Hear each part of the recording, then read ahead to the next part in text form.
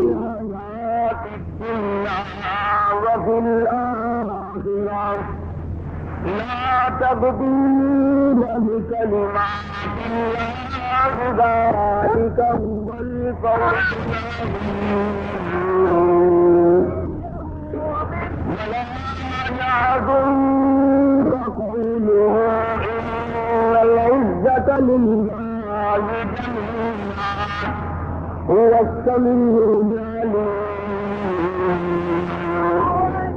صدق الله مولانا العلي العظيم وصدق رسوله النبي الكريم ونحن على ذلك لمن الشاهدين الشاكرين والحمد لله رب العالمين اللهم صل على محمد وعلى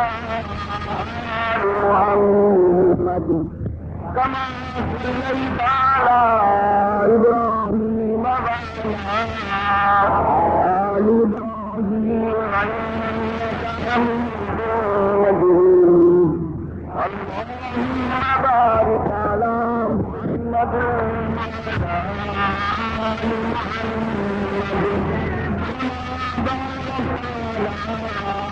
آل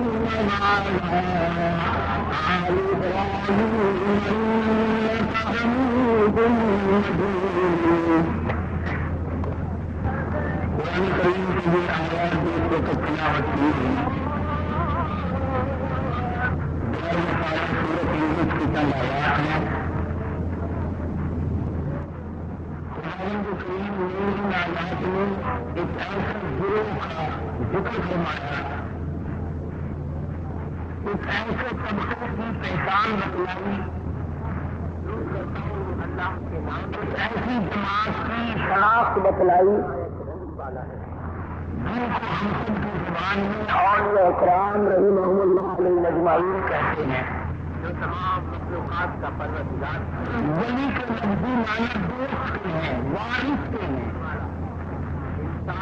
ولی اللہ کو میں نے اللہ کا دوست اللہ کے دین کا وارث عبادت کرتے ہیں اور پھر ہی سے مدد مانگتے ہیں بنگلے کوٹھی جائیداد مربے اقتدار جاؤ حسن پیدا کرنے کو ولی نہیں بنا کرتا ہے اپنا فضل و کرم بلکہ ولی تو اللہ اور اس کے رسول صلی اللہ علیہ وسلم کی غلامی سے بنتا ہے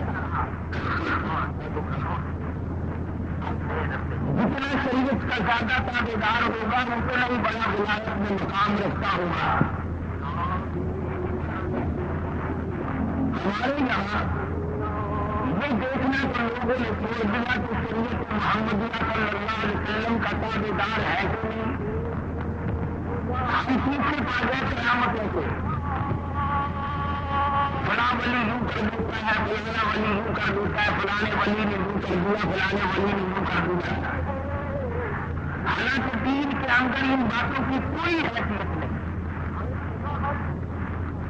کوئی حقیقت نہیں ان باتوں کی کہ ولی ہو اور اس سے کسی کرامت کا ظاہر ہونا ضروری ہے بے شمار ولی ایسے ہیں کہ ان سے ایک بھی کرامت قابل نہیں ہوئی ساری عمر اللہ اللہ کرنے میں گزار دی چلو تم اگر میری بات نہیں مانتے اور میری بات تمہیں اچھی نہیں لگتی تو اپنے اس استاد کی تو مانو جس کو سارا جہان ڈاکٹر استعمال کرتا ہے سبب تو جس کو خود سمجھتا ہے جان بن گئے مومن کا بے گھری سے نہیں سبب تو جس کو خود سمجھتا ہے جوال بن گئے مومن کا بے گھری سے نہیں جان تیرا جوہر آشکار ہوا قلم دلی سے ہوا ہے کلندری سے نہیں کہتا ہے کہ اللہ اللہ کرنے سے مقام بنتے ہیں خدا کا ذکر کرنے سے اللہ کو یاد کرنے سے آدمی کا مرتبہ بلند ہوتا ہے نہ کہ کرامتیں دکھاتا دھیرے جب نہیں بنتا ہے مگر رسم و رواج کے مقابلے میں ماحول کے مقابلے میں ایسے لوگوں کی بات بھی کوئی نہیں مانتا تھوڑی سی بات مل گئی اسے لے کر کے دوڑ گئے، اسی پر عمل کرتے رہے، اسی پر سارا عمر بسر کر دی تو اس کی تک نہیں۔ قرآن کریم نے ولیوں کی پہچان بتلائی، ولیوں کی شناخت بتائی۔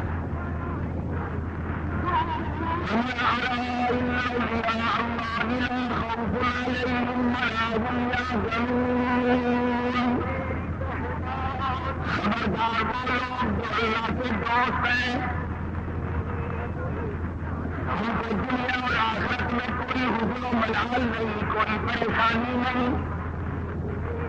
الہ العالمین ان کی کوئی پہچان بتا، ان کی کوئی شناخت بتا، جس سے ہم لوگ ان کو پہچان سکے، ان کا انتخاب کر سکے۔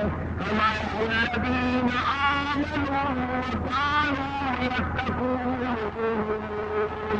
ہمارا ولی کی سب سے پہلی علامت یہ ہے وہ خود ایماندار ہوتا ہے، بڑا زبردست پرہیزگار متقی ہوتا ہے۔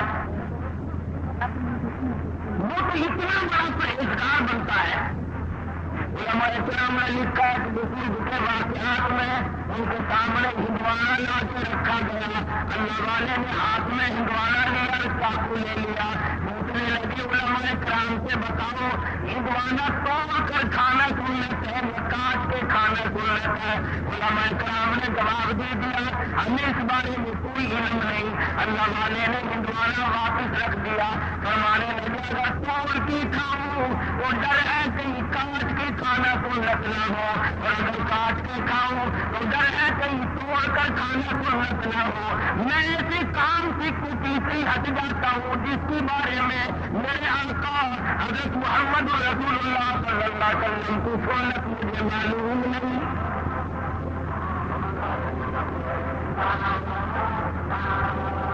یہ جتنے بھی ولی گزرے ہیں انہوں نے، میں قسمیہ کہتا ہوں، ایک نے بھی سنت کا ترک نہیں کیا۔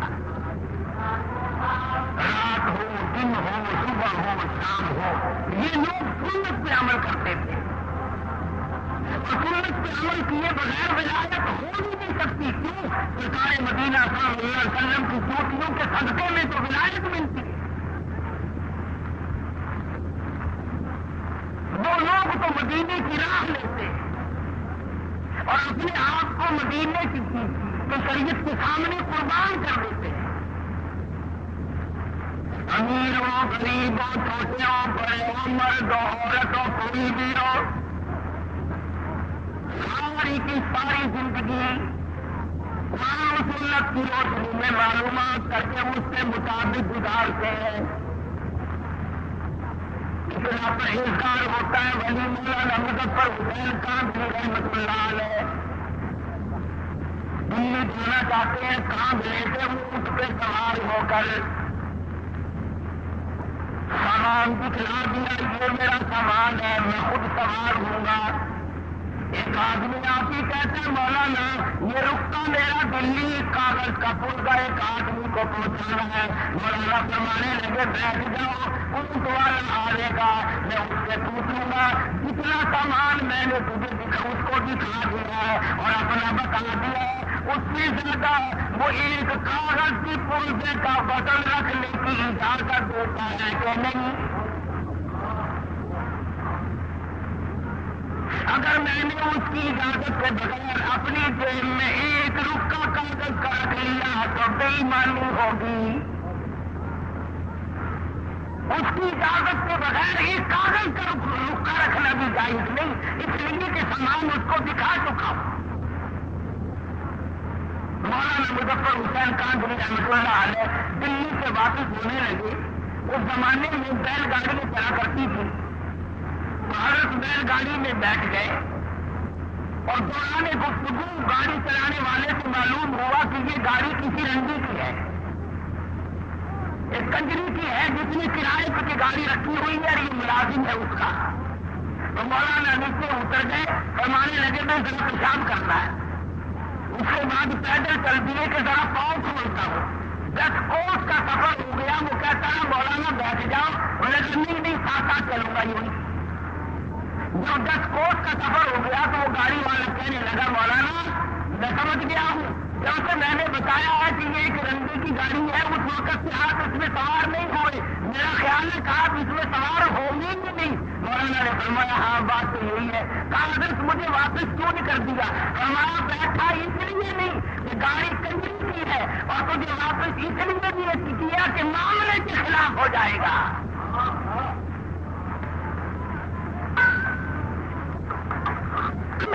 تقویٰ ہوگا ان لوگوں کے پاس جو اپنی زندگی کے ایک ایک لمحے میں اللہ اس کے رسول کی شریعت مقدسہ کا لحاظ کرتے تھے. امام ابو حنیفہ رحمۃ اللہ علیہ بہت بڑے دلیل اور قدر بزرگ ہے، اللہ والے ہے، امام ہے. پہلے حج اپنی عمر میں ادا فرمائے اور کئی حج ایسے ہیں گھر سے لے کر بیت اللہ تک پیدل گئے پیدل آئے. مگر تقوی کا یہ عالم ہے. بغداد شہر میں سخت دھوپ پڑ رہی ہے. ایک مکان ہے بہت بڑا، اس کی چھاؤں میں جانور بیٹھے ہیں، آدمی دھوپ میں آرام کر رہے ہیں اور حضرت والا ڈھونڈنے کھڑے. کوئی واقف آدمی آیا، کہنے لگا حضرت جی پسینے میں سرابور ہو، کپڑے بھیگ گئے، یہ بلا کی دھوپ پڑ رہی ہے، دوپہر کا وقت ہے، آپ یہاں سائے میں کھڑے ہو جائیں، آپ ڈھونڈنے کیوں کھڑے؟ سبحان اللہ فرمانے لگے جس کے مکان کا یہ سایہ ہے، جس کے مکان کی یہ چھاؤں ہے، میں نے اس مکان والے سے قرض لینا ہے، ڈرتا ہوں اس کی کسی چیز سے فائدہ اٹھایا سود نہ ہو جائے. کتنا تقویٰ تھا ان حضرات کا. امام احمد بن حنبل رحمۃ اللہ علیہ بہت بڑے دلیل و قدر ولی ہے. خادم کو ایک اور بات میری یاد رکھ لیں، نفل پڑھنے سے بھی ولی نہیں بنتا. معاملات کے اندر ثابت قدمی ہو تب ولی بنتا ہے. میں اگر ساری رات نفل پڑھوں اور صبح اٹھ کر کے 100 روپئے کسی سے ٹھگی کے مار لوں، میرے نفلوں کا کیا بنا؟ میں رات دن قرآن کریم کی تلاوت کروں اور صبح اٹھ کر کسی کا حق قسم کر لوں تو میری تلاوت کا کیا بنا؟ اصل بات معاملے کی ہے. امام احمد بن حنبل رحمۃ اللہ علیہ جیسا جلیل القدر آدمی جس نے اللہ کی قرآن کے لیے 2 سال تک مسلسل درے کھائے، خادم کو بھیجا تو بازار سے دال لیا. وہ 1 پیسے کی ذرا سی دال لایا کرتا تھا. اس دن ایسا موقع بنا کہ جب لینے کے لیے کٹورا لے کر خادم دال لینے بازار میں آیا تو کئی دال بیچنے والے بیٹھے تھے. ایک نے کہا پیسے کا 1 چمچہ، دوسرے نے کہا پیسے کے 2 چمچے، تیسرے نے کہا پیسے کے 3 چمچے. چڑھتے چڑھتے 5 چمچوں پہ چلے گئے تو وہ کٹورا بھر کے لائے 1 پیسے کا. مجھے جیسا ہوتا تو بسم اللہ پڑھ کے ہوتے لگا کر جگہ جگہ مل گئی. امام احمد بن حنبل رحمۃ اللہ علیہ نے پوچھا کہ پیسہ تو 1 دیا تھا، اتنی ساری دال کیسے آ گئی؟ خادم کہنے لگا حضرت مزے آ گئے، دال بیچنے والوں کا مقابلہ ہو گیا، بڑا کام بن گیا. ان کی سیدھ لگ گئی آپس میں. اس نے کہا 2 چمچے، اس نے کہا 3 چمچے، اس نے کہا 4 چمچے، میرا تو کٹورا بڑھ گیا. امام احمد بن حنبل رحمۃ اللہ علیہ فرمانے لگے یہ دال میرے کھانے کے لیے، یہ کاروبار تو نہ ہوا، یہ سودا تو نہ ہوا، یہ تو چڑ بازی اور ضد بازی کا سودا. یہ دال واپس کر کے آ. ضد میں آ کر اس نے خسارہ اٹھایا ہے، گھاٹا برداشت کیا دال بیچنے والے نے. ہم جیسا ولی نہ پہنچا. دلی میں کسی نے آواز دی کہ آنا روٹی دال مفت، تو یوں ہاتھ کر کے کھڑا ہو، ہم نے روٹی پلے رکھ دال ہی پلا دی مجھے تو. مفت کی چیز کو بڑے تلاش کرتے پھرے ہم. اس نے کہا تھا روٹی کے ساتھ دال مفت ملے گی، آنا روٹی دال مفت، انہیں لگاؤ دال ہی پلا دو بس. امام نے دال کو واپس کیا تو وہ خادم دال لے کے واپس گیا. کہنے لگا نہیں میرے بزرگ نے یہ دال واپس کر دی. وہ آپس کے خود بات کرنے لگے اگر واپس لے لی تو بازی ہار جاؤ گے. دکاندار آپس میں کہنے لگے بازی ہار جاؤ گے. انہوں نے لی نہیں. وہ پھر واپس آیا. آپ کو چاہیے سارا کہ لا یار بیٹھ کے اپنا رگڑا چڑھاؤ, نہیں لی تو نہیں صحیح. مگر امام احمد بن حنبل رحمۃ اللہ علیہ فرمانے لگے مسجد کے دروازے پہ کھڑے ہو جاؤ اور یہ اعلان کرو ایک پیسہ احمد بن حنبل کا لگا. دکانداروں کی سچ بازی ہوئی, یہ دال ہے, کسی نے لینے ہو تو لے جاؤ. علماء کرام نے لکھا ہے 2 دن تو رات تک آواز لگاتا رہا, کوئی اس دال کے لینے والا نہ ملا. کیسے نیک لوگ ہوں گے, کتنا حلال کھاتے ہوں گے, ان کے پیٹ میں کتنے حلال کے لقمے جاتے ہوں گے کہ تھوڑے سے صبح والی چیز کے لینے والا بغداد شہر میں کوئی نہیں ملا.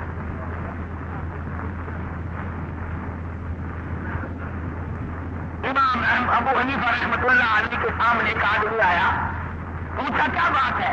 کہنے لگا کہ میری بکری گم ہو گئی. کیسی تھی بکری؟ کہ جی بہت اچھے گوشت کی اور موٹی تھی. امام ابو حنیفہ رحمۃ اللہ علیہ نے معلوم کیا کہ بکری کی زیادہ سے زیادہ عمر کتنی ہوتی ہے. کسی نے بتلایا ماہر نے کہ 7 برس. امام ابو حنیفہ نے 7 برس تک بکری کا گوشت نہ کھایا اس صبح میں کہ وہ بکری شاید آج کٹ گئی ہو, آج کٹ گئی ہو, آج کٹ گئی. تقویٰ اور پرہیزگاری اس کا نام ہے. کپڑے کی تجارت کیا کرتے تھے امام صاحب. ایک تھان میں کوئی نقص تھا, ملازم نے پوری گٹڑی کا سودا کر دیا اور وہ چلی گئی. امام صاحب نے پوچھا کہ اس میں ایک تھان تھا, اس میں نقص تھا, تم نے وہ بتایا اسے؟ کہنے لگا جی میں تو بھول گیا بتلانا. فرمایا کہ اس گٹڑی, وہ جو گٹڑی ہے وہ تمام سے تمام کی رقم جتنی بھی ہے اب کیسے مختص کیا جائے کہ یہ پیسہ اس گھٹیا تھان کا ہے اور یہ پیسہ اچھے تھانوں کا ہے. فرمایا اعلان کرو ابو حنیفہ کے کپڑے کی گٹڑی کی قیمت ہے, ایک تھان اس میں گھٹیا تھا, اس کے پیسے بھی بیچ میں ملے ہوئے ہیں. علماء نے لکھا ہے خادم کئی شہروں میں پھرا, اس گٹڑی کی قیمت کو اللہ واسطے لینے والا کوئی نہ ملا. آج تو ہمیں سود کے پیسے لا دیں, آپ جزاک اللہ جاؤ جی, لاؤ جی, لاؤ جی, لاؤ جی. کون پوچھتا ہے کہ کیسے کما کے لائے گا؟ فرمایا الذین آمنوا وکانوا یتقون, وہ لوگ جو ایماندار ہیں, پرہیزگار ہیں, اپنی زندگی کو پرہیزگاری کے تحت گزارتے ہیں, خوف خدا ان کے ملحوظ خاطر ہے, صبح کو ڈرتے ہیں, شام کو ڈرتے ہیں. ان کی علامت یہ بھی ہے والذین یبیتون لربہم سجدا وقیاما, وہ لوگ اللہ والے ہیں جن کی راتیں, جن کی تمام سرکات ہیں اللہ اللہ کرنے میں, خصوصاً پچھلی رات ان کی مصلی پہ گزرتی ہے. آج تو معمولی قسم کا آدمی اللہ اللہ کرنے کے لیے تیار نہیں, آج مزدور اللہ اللہ کرنے کے لیے تیار نہیں, آج معمولی کا ملازم خدا کو یاد کرنے کو تیار نہیں, آج تھوڑا سا زمین کا مالک, کچھ کاروبار کرنے والا تاجر اللہ کو یاد کرنے کے لیے تیار نہیں. ایک وقت ایسا تھا ہندوستان پر پوری حکومت ہے, ہندوستان کا حکمراں بھی ہے اور اپنے زمانے کا ابدال بھی ہے.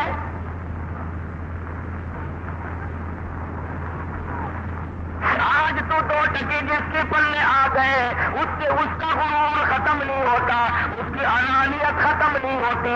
اللہ میاں نے تھوڑا سا حسن دے دیا, قبر میں جانے تک اس حسن کا غرور ختم نہیں. اللہ میاں نے تھوڑا سا کاروبار دے دیا, اس کاروبار پر اتنا گھمنڈ ہے. فرمایا قل اللہ یحییکم ثم یمیتکم ثم یجمعکم الی یوم القیامۃ لا ریب فیہ. اور وزیروں اور سفیروں اور تاجروں اور ذمہ اور پیروں اور بڑے بڑے مولویوں، میرا دربار بڑا مہنگا ہے، جب آؤ گے تو تم کو اللہ یحییکم، میں نے تمہیں زندگی دی، یہ نعمتیں میں نے عطا کی ہے، ثم یمیتکم، میں تمہیں برباد کر دوں گا، ثم یجمعکم الی یوم القیامۃ لا ریب فیہ، پھر مجھے اپنی کبریائی کی قسم تم سب کو اپنے پاس کھڑا کر کے ایک ایک سانس کا حساب لوں گا۔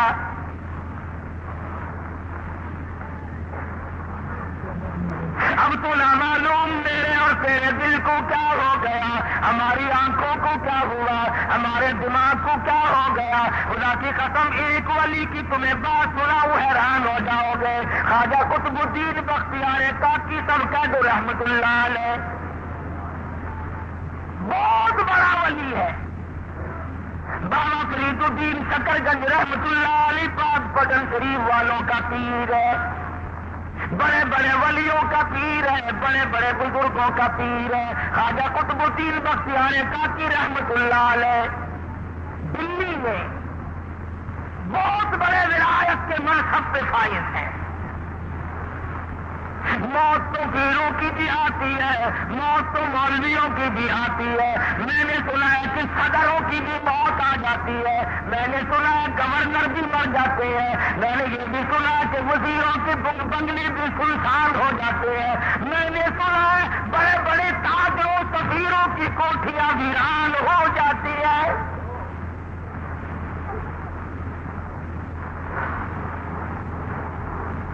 تھوڑی بہت ہی ملکیت کی تو کیا بات ہے، روئے زمین کے مالک چلے گئے،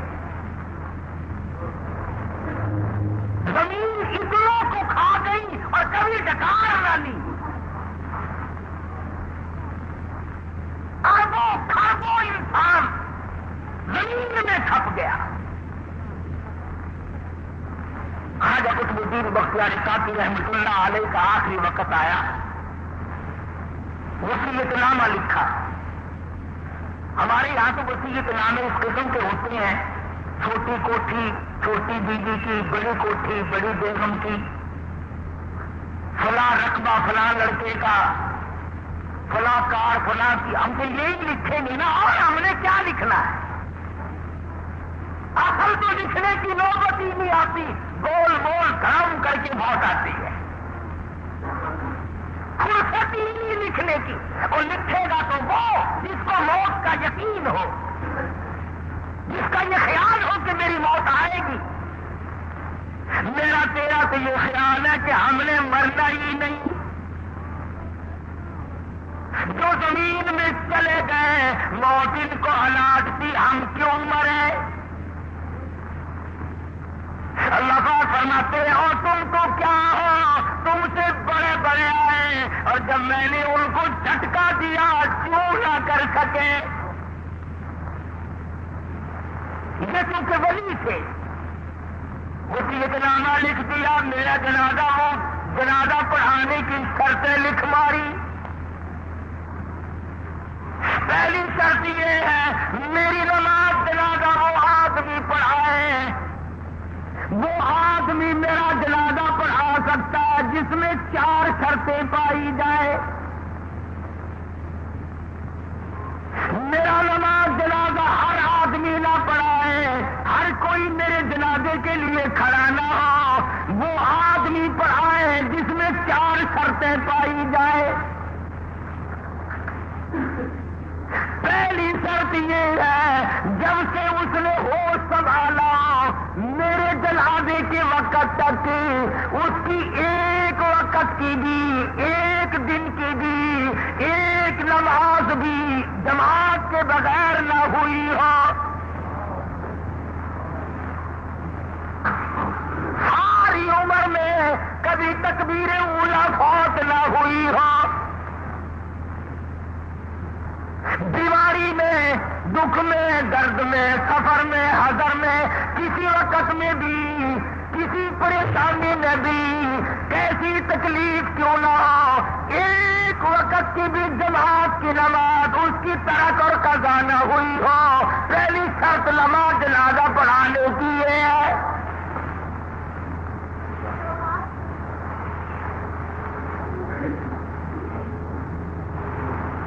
اس زمانے میں لوگ ایسے مل جایا کرتے تھے۔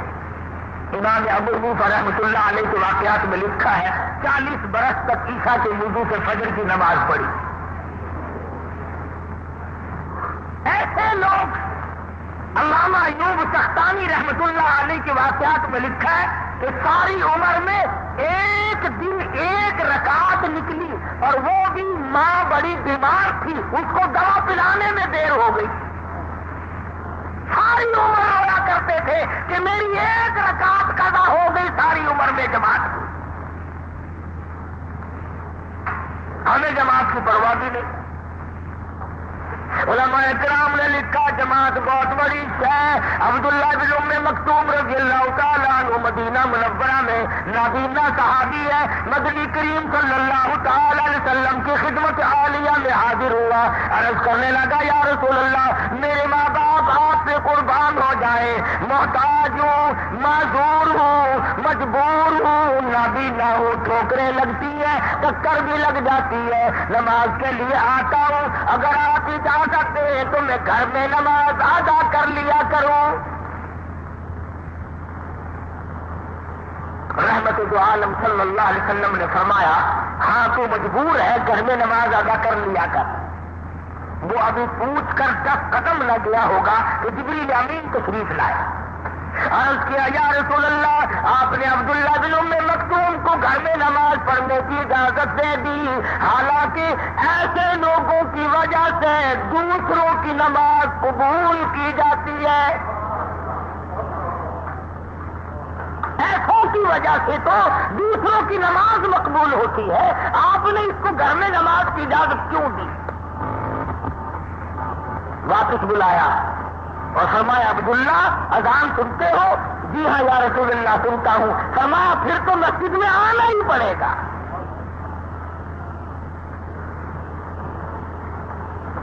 جماعت کی نماز سے کیا پڑھیں گے؟ ہمیں صحیح معنوں میں جمعہ پڑھنے کی بھی توفیق نہیں۔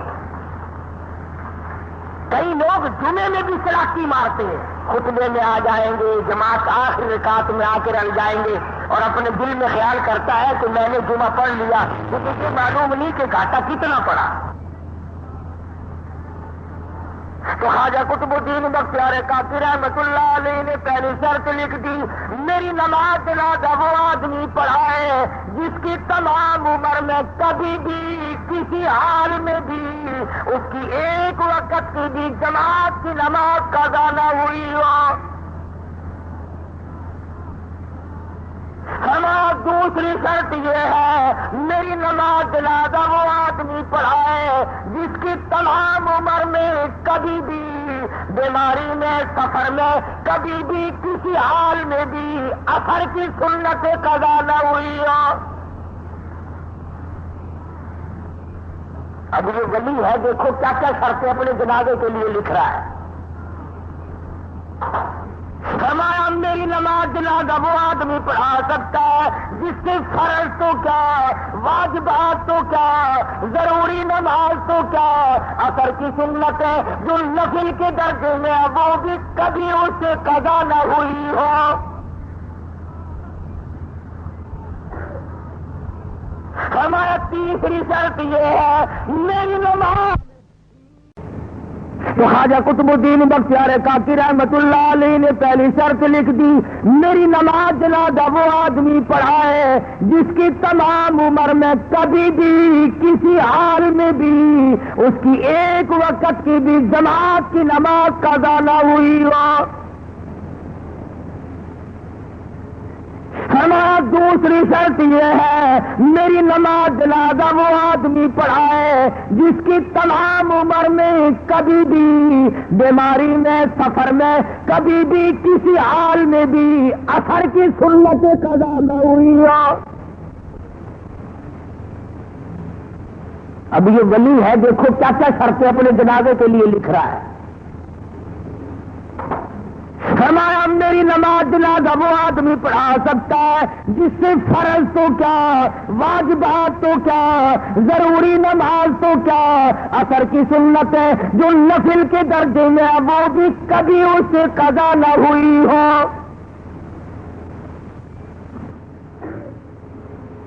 فرمایا تیسری شرط یہ ہے میری نماز جنازہ وہ آدمی پڑھا سکتا ہے، ایسا آدمی میری نماز جنازہ پڑھائے جس کی ساری عمر میں کبھی بھی کسی حال میں بھی تہجد کی نماز قضا نہ ہوئی ہو۔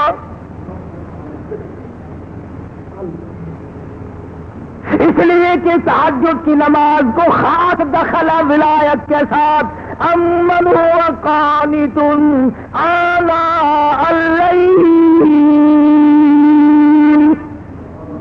ساجدا وقائما يحذر الآخرة ويرجو رحمة ربي، ساری رات سجدوں میں گزار دے، اللہ کے حضور میں گزار دے، اور فرمایا تہجد والی کیوں نہ پڑھے، نبی کو حکم ہو رہا ہے یا ایھا المزمل قم الليل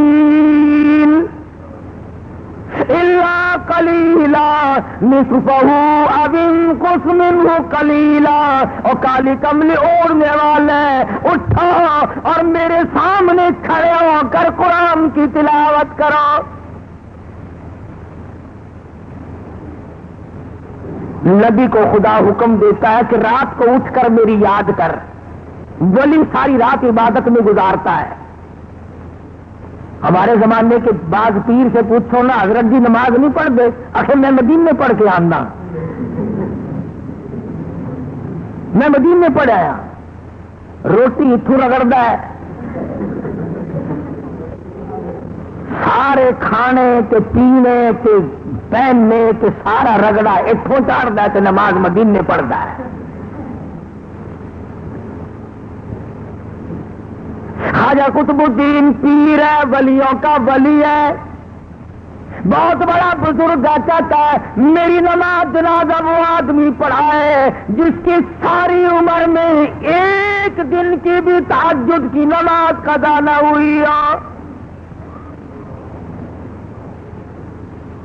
یہ تین شرطیں جو تھی یہ تو تقوی کی تھی، اللہ اللہ کرنے کی تھی، نماز جماعت کی، اثر کی سنتیں، تہجد کی نماز یہ تو کرنے کی تھی، اور چوتھی شرط ان سے بھی مہنگی ہے، چوتھی شرط ان سے بھی زیادہ مہنگی اور گرم ہے اور بہت زیادہ سخت ہے۔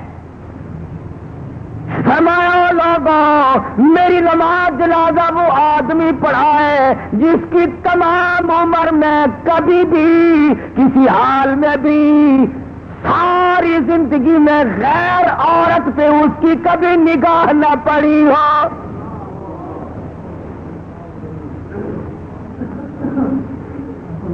میری نماز جنازہ وہ آدمی پڑھائے جس نے ماں، بہن، بیٹی، بیوی کے سوا پانچویں عورت کو نگاہ سے نہیں دیکھا۔ یہ مسئلہ سب سے زیادہ مشکل ہے، انتہائی مشکلات میں سے ایک یہ مسئلہ مشکل ہے کہ کوئی غیر عورت کو نہ دیکھے۔ تم اگر نہ دیکھنے کی کوشش کرو گے تو وہ ٹکر مارتی ہے، کرے کیا؟ بچ کے کیسے جاؤ گے؟ بعض بے وقوف لوگوں کو کہتے ہوئے سنا ہمارے گھر کے تو بہت سیانے اور ہوشیار ہیں جی، اپنے بھی میرے بھی کپڑے خود ہی لے آتے ہیں، گھر کا سودا پتا بھی خود ہی لے آتی ہے۔ کیا انسانیت ہے؟ یہ مردانگی ہے؟ تیرا کیا مرد پڑا ہوا؟ عورت کی کمائی کھا کے گزارا کرنے والا کبھی مرد ہو سکتا ہے؟ ڈوب کے مر جانا چاہیے ایسے مرد کو جو عورت کی کمائی کھاتا ہو۔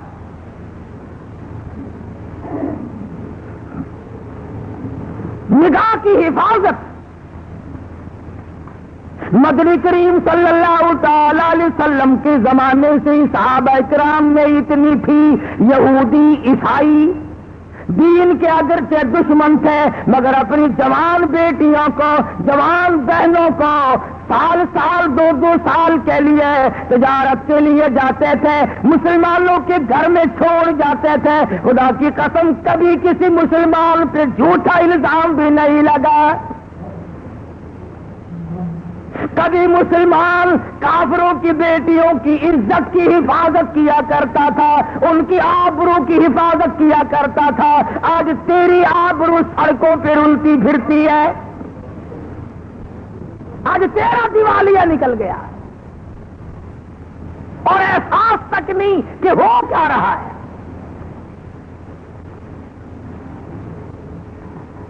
مصر کے کمانڈر نے، فاروق اعظم رضی اللہ تعالی عنہ کا زمانہ اور دور ہے، مصر کے کمانڈر نے خط لکھا فاروق اعظم کو کہ حضرت ایک بہت بڑی مشکل آ پڑی، ایک بہت بڑی پریشانی آ پڑی، اس کا علاج لکھو، میں تو بڑا پریشان ہوں۔ اور وہ یہ کہ میری فوج، مسلمان فوج ایک علاقے سے گزرنی ہے اور رستہ کوئی نہیں، عیسائیوں نے سازش کی ہے، عیسائیوں نے تدبیر بنائی، مکر کیا ہے، اور وہ یہ کہ سینکڑوں لڑکیوں کو اکٹھا کیا، خوبصورت لڑکیوں کو انتخاب کر کے چھانٹ کے ان کو لایا گیا، ان کو ہار و سنگار کیا گیا، ان کو زیب تن کیا گیا، ان کو گانا بجانا اور ڈانس گانا بجانا یہ مجلس چلائی۔ مسلمان جب قوم فوج ادھر سے گزرے گی تو یہ لڑکیاں ناچیں گی، گاویں گی، تاکہ مسلمان کے دل میں میل آ جائے۔ اور مسلمانوں کافر کا بھی عقیدہ ہے کہ اگر مسلمان کے دل میں میل آ گیا تو اس کا بیڑا غرق ہو جائے گا، کافر کا یہ عقیدہ ہے۔ پر آج تیرا عقیدہ نہیں، تو بچتا نہیں، ہر گھر سے کنجری کی آواز آتی ہے، ہر گھر سے کنجر کی آواز آتی ہے، بہو بیٹیاں بھی، بڑے چھوٹے امیر غریب، سفید داڑھی آ گئی، موت کا پیغام منہ پہ موجود ہے، کہتا تل میرا شا پڑ گیا، پیری سے گردن جھک گئی، اب تو جھک ہے سرکس خدا کے سامنے۔ سفید بال آ جانے کے بعد بھی کنجریوں کے گیت سن کر بڑا خوش ہوتا ہے۔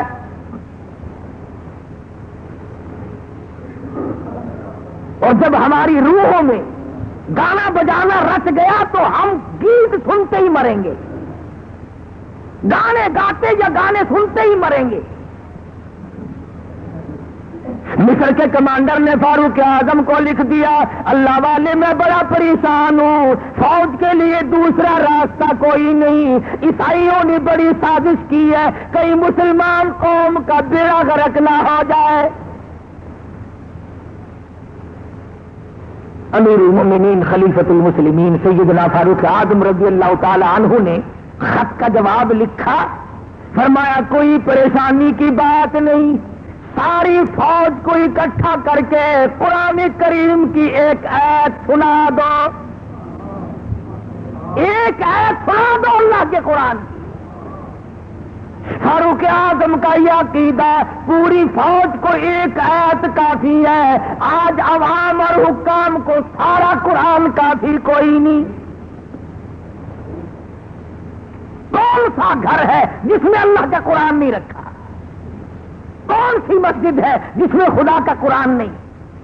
کون سی بستی ہے جس میں اللہ کا قرآن نہیں؟ اور ظالمو، قرآن کریم کے اوپر گردوں کو بار جمع پڑا ہے، اپنے منہ روزانہ صاف کرتے ہو، خدا کا قرآن بھی کبھی جھاڑا؟ برتنوں کی صفائی، بستروں کی صفائی، گھر کی صفائی روزانہ کی جاتی ہے، اور خدا کے قرآن کو پورے سال ہاتھ لگانے والا کوئی؟ کمانڈر کو خط لکھ دیا فاروق اعظم رضی اللہ تعالی عنہ نے کہ ایک آیت مسلمان فوج کو اکٹھا کر کے سنا دو۔ چنانچہ کمانڈر نے بیغل بجایا، تمام فوجیوں کو اکٹھا کر لیا اور فرمانے لگے قل للمؤمنین یغضوا من ابصارہم وَيَحْفَظُوا فُرُوجَهُمْ ذَلِكُمْ أَزْكَىٰ لَكُمْ إِنَّ اللَّهَ اللہ خبیر بما یصنعون۔ ایک آیت اللہ کے قرآن کی کمانڈر نے سنائی ہے اور اس کے بعد حکم دیا فوج کو کہ رخصت ہو جائے، چلیں سب۔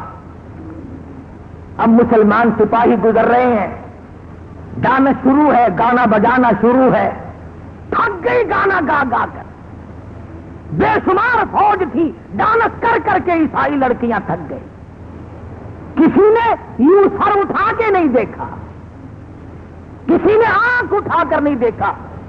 قرآن کی آیت کا ترجمہ تھا، او مومنوں، او مسلمانوں، اپنی نگاہوں کی حفاظت کرو، اپنی شرمگاہوں کی حفاظت کرو۔ اگر تم کنکھی آنکھوں سے بھی دیکھو گے، یوں ذرا سا کوئے میں سے بھی دیکھو گے، ان اللہ خبیر بما یصنعون، میں تمہاری ساتھ ہوں، میں تمہیں دیکھ رہا ہوں، میں دیکھ رہا ہوں۔ اگر تم نے ان لڑکیوں کی طرف آنکھ اٹھائی تو میں خدا دیکھ رہا ہوں۔ فوج نے قرآن کی ایک آیت سنی اور چل دیے، نکل رہے ہیں، جا رہے ہیں، کوٹھوں پہ لڑکیاں ناچ ناچ کے تھک گئی، ڈانس کر کر کے تھک گئی۔ بالآخر جب تقریباً ساری فوج نکل گئی، دو چار آدمی رہ گئے، ایک لڑکی کہنے لگی، ارے یہ حسن کا نظارہ، یہ جمال، یہ رقص و سرود، یہ گانا بجانا، ہم نے پورا زور لگا دیا، کسی نے آنکھ اٹھا کر نہیں دیکھا، یہ ساری فوج اندھوں کی تو نہیں، وہ سارے اندھے تو نہیں، کوئی تو دیکھو، سر تو اٹھاؤ۔ لڑکیوں کی یہ بات سن کر ایک مسلمان سپاہی چلتا چلتا، یوں نظریں کر رکھی ہیں، چلتا چلتا کہنے لگا، کیسے کوئی دیکھے گا، سارے کے سارے اللہ کا قرآن سن کے آئے ہیں، سارے اللہ کا قرآن سن کے آئے ہیں، کوئی نہیں دیکھے گا۔ اللہ غنی، عیسائی لڑکیاں کہنے لگی، وہ کیسا قرآن ہے جو اتنے بڑے جمال کے نظارے سے روک دے، اتنے حسن سے روک دے، گانے بجانے سے روک دے، یہ طرح طرح کے ڈانس ہم نے کیے، ان کو دیکھنے سے روک دے۔ وہ کیسا کلام ہے جس میں اتنی قوت ہے، اتنی اسپرٹ ہے، اتنی شجاعت ہے، اتنی جرأت ہے۔ اور جانے والوں، وہ قرآن ہمیں بھی سناتے جاؤ۔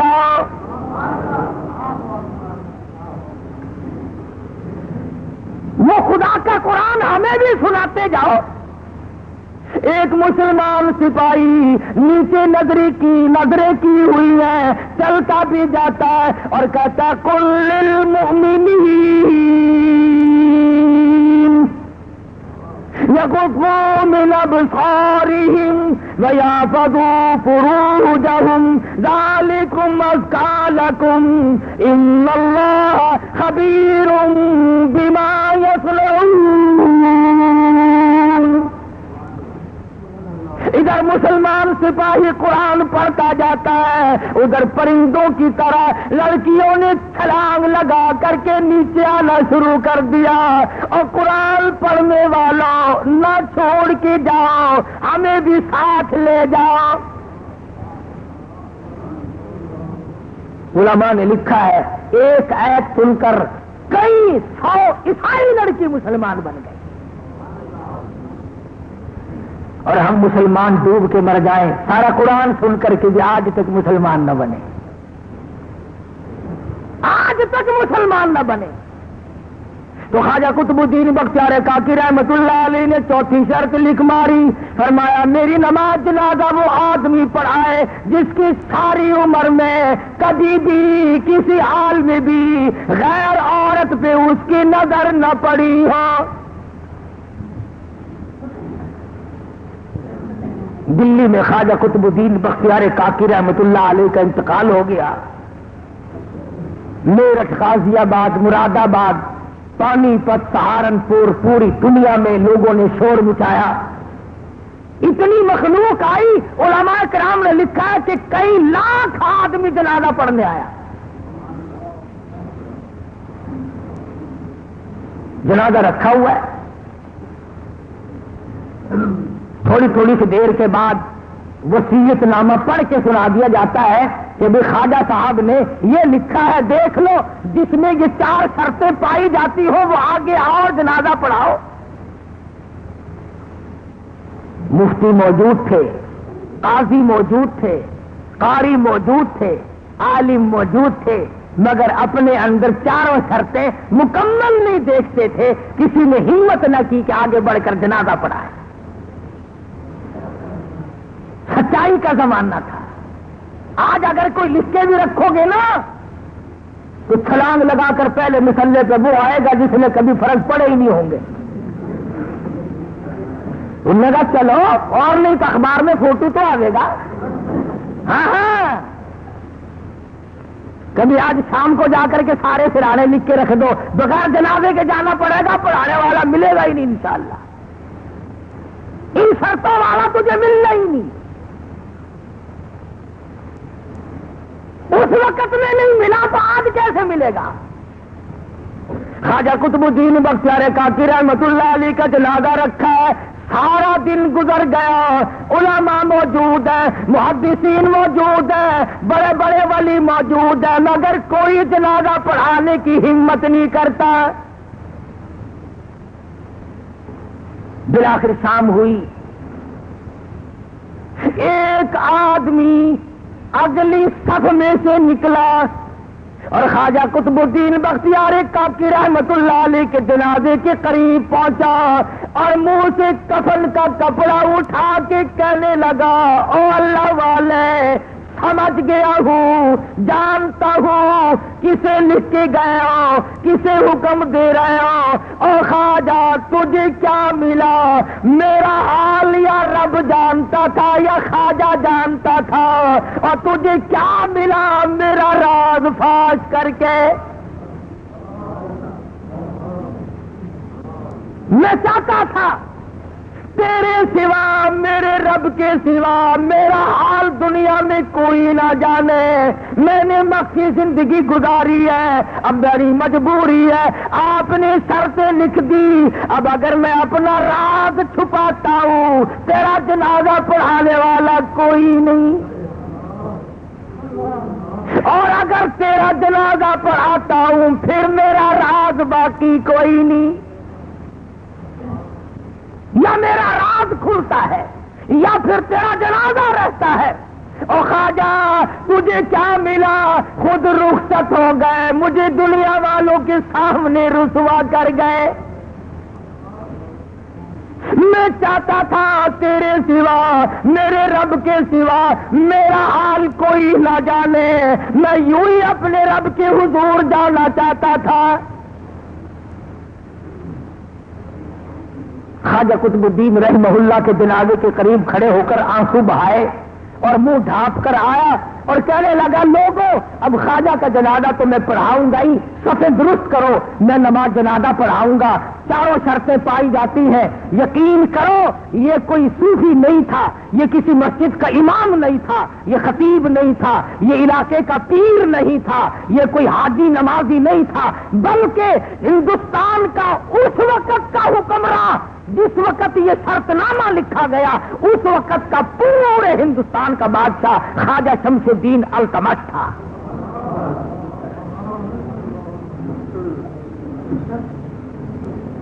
پورے ہندوستان کا حکمراں، اور ساری عمر میں ایک جماعت کی نماز نہ گئی.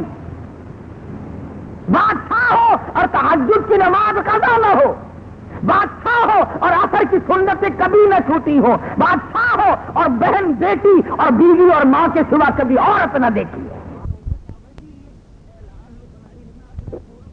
مسجد میں بیٹھے ہو، وضو کر کے بیٹھے، ایمانداری سے ذرا کلیجے پہ ہاتھ رکھ کے سوچو جب بادشاہ ایسے ہوں گے تو پبلک کیسی ہوگی،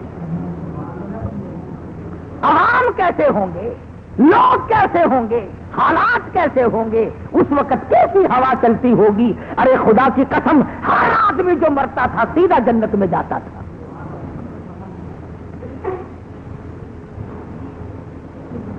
اب میں تمہیں کیا بتلاؤں کہ ان کے بعد بادشاہ کیسے کیسے آئے. اور کیسے کیسے ہیں، میری ساری تقریر کا ناش کر کے کوئی لوگ یوں کہہ دیں گے کہ سیاسی تقریر شروع کر دی۔ میں کہتا ہوں کوئی بھی ہو، وزیر ہو، صدر ہو، گورنر ہو، کمشنر ہو، ذمہ دار ہو، تاجر ہو، ارے مسلمان بن کے مرنے کی کوشش کرو، تمہیں ہو کیا گیا؟ سلطان عالمگیر مغلیہ خاندان کا بادشاہ ہے، ملا جیون رحمت اللہ علیہ کا جنازہ، اس کے استاد کا جنازہ رکھا ہے جامع مسجد دلی کے سامنے۔ انہوں نے شرط لکھی اس طرح کی کہ میری نماز جنازہ وہ پڑھائے جس کی ساری عمر میں کبھی تہجد قضا نہ ہوئی ہو۔ عالمگیر کی چیخ نکل گئی اور فرمایا لوگوں صفے باندھ لو، میں پڑھاؤں گا، الحمدللہ فقیر کی ساری عمر میں کبھی تہجد قضا نہیں ہوئی۔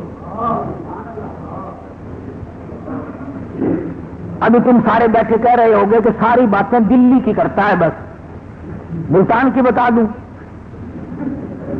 ہاں تم سارے ولی، میں تو تم سب کو ولی مانتا ہوں۔ حافظ جمال صاحب کا مزار ملتان میں ہے، حافظ جمال رحمہ اللہ کا مزار ہے نا، تاریخ شاہد ہے ملتان کی کہ حافظ صاحب نے یہی شرط، دو شرطیں لکھی، میری نماز جنازہ وہ پڑھائے جس کی اثر کی سنتیں ساری عمر میں کبھی نہ چھوٹی ہو اور تہجد کبھی قضا نہ ہوئی ہو۔ یہ ملتان شہر کی تاریخ گواہ ہے۔ صرف رات کو انتقال ہوا، سارا دن جنازہ لیے بیٹھے رہے، کوئی جنازہ پڑھانے کی جرت نہیں کرتا۔ شام ہو گئی، ایک شخص آیا، اس کے پیروں پہ گرد و غبار پڑا ہوا تھا، کپڑوں پہ گرد و غبار تھا، ایسا معلوم ہوتا تھا کہ دور کا مسافر پیدل چل کے آیا۔ جنازے کے قریب کھڑا ہو کے کہنے لگا صفیں درست کرو، میں جنازہ پڑھاؤں گا، صفیں درست کرو، میں جنازہ پڑھاؤں گا حافظ جمال کا رحمہ اللہ۔ میرے تیرے جیسے دوڑے، وہ جی سرکار جنازہ تو پڑھاؤ گے، شرطوں کا پتہ ہے؟ شرطیں بڑی سخت ہیں، ورنہ صبح سے کب سے دفنا کے فارغ بھی ہو گئے ہوتے۔ ہم یوں لیے بیٹھے، سارا دن گزر گیا، جناب پتہ نہیں کہاں سے آئے چل کے جنازہ پڑھانے لگ گئے۔ فرمانے لگے الحمدللہ جب سے میں نے ہوش سنبھالا آج تک فقیر کی تہجد قضا نہیں ہوئی۔ فرمایا آج تک جب سے میں نے ہوش سنبھالا دیگر کی اثر کی سنتیں میری قضا نہیں ہوئی۔ او اللہ والے تو کون ہے؟ فرمانے لگے میں خیر پور ٹاما والی سے چل کے آیا ہوں، ذات کا کمبھار ہوں، خدا بخش میرا نام ہے۔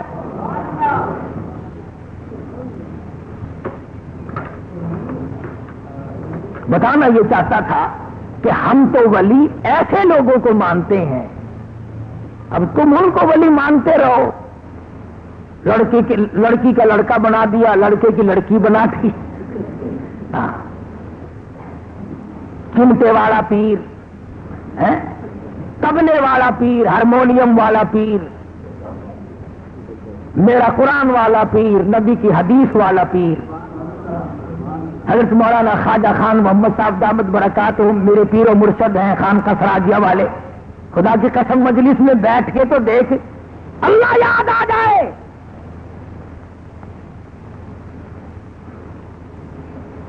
اگر تبلے اور ہارمونیم کھڑکانے سے ولی بنتا ہے تو پھر عطا اللہ ملنگ سب سے بڑا ولی نہیں؟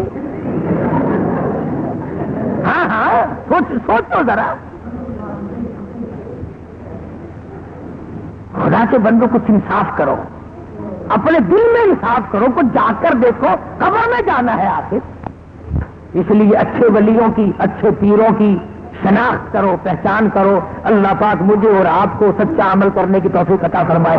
وآخر دعوانا ان الحمدللہ رب العالمین۔ اللہم صلی وسلم وبارک علی سیدنا مولانا محمد النبی الامی الہاشمی وعلی آلہ وصحبہ برۃ الکرام۔ ربنا آتنا فی الدنیا حسنۃ وفی الآخرۃ حسنۃ وقنا عذاب النار۔ اللہم انک عفو کریم تحب العفو فاعف عنا یا کریم۔ اللہم انا نجعلک فی نحورہم ونعوذ بک من شرورہم۔ افغانستان میں جو لوگ جہاز کی وجہ سے پھنسے ہوئے ہیں ان کے لیے دعا کرو، اللہ پاک ان کی رہائی کا اسباب پیدا فرمائے۔ وہ بھی میرے تیرے جیسے بھائیوں والے، بہنوں والے، بیوی بچوں والے ہیں، اللہ پاک ان کے حال پر کرم فرمائے۔ اللہ پاک ان کی مشکل کو آسان فرمائے، اور جو لوگ اپنے ملک کو خود ہی خراب کرنا چاہتے ہیں یا اللہ تو ان کو دین و دنیا میں ذلیل کر دے، یا اللہ سب بیماروں کو شفا عطا فرما۔ کئی ساتھی ہیں جن کے مقدمے ہیں، پریشانی ہیں، یا اللہ اپنے فضل و کرم سے انہیں کامیابی عطا فرما، پریشانیوں کو دور فرما، سب بیماروں کو شفا عطا فرما۔ یہ ہمارا ہی بچہ ہے غلام حسین، اور کئی ساتھیوں کے مقدموں کی پریشانی ہیں، یا اللہ پاک اپنے فضل و کرم فرما دے، یا اللہ سب کو معافی عطا فرما دے، ہمیں اور ہماری اولاد کو نیک اور نمازی بنا، ہم سب کا کامل ایمان کے خاتم بالخیر فرما۔ جتنے بھی ہمارے ماں باپ دادا، بڑے بزرگ، چھوٹے بڑے، جتنے مسلمان مرد عورت قبروں میں چلے گئے، الہی سب کی بخشش فرما دے، سب کی قبروں پہ اپنا کرم اور فضل فرما دے۔ یا اللہ پاکستان کی حفاظت فرما، ہر وقت دعا کیا کرو، ہم اس ملک میں رہتے ہیں، اگر یہ نہ رہا تو جاؤ گے کہاں؟ یا اللہ اپنے فضل و کرم سے حفاظت فرما، اس ملک میں اسلام کا نظام جاری فرما۔ صلی اللہ علیہ حبیبہ محمد و آلہ و اصحابہ اجمعین برحمتہ۔